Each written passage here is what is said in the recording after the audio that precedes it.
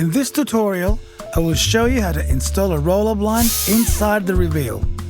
First, we will mark the holes with a pencil, using the bracket as a template.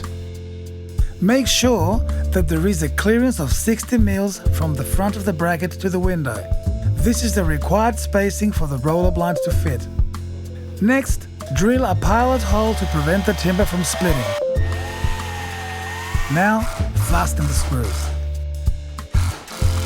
Repeat the process on the other side. To fit the blind, start with the pin inside and push towards the bracket. Then, slide the chain mech into the bracket slots. Push down on the chain mech to secure the hooks.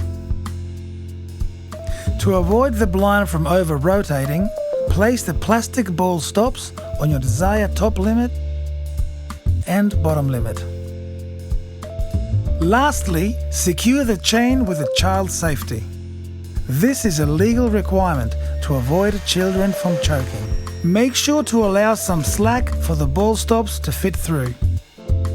And that is how you install a roller blind into a reveal. Thanks for watching.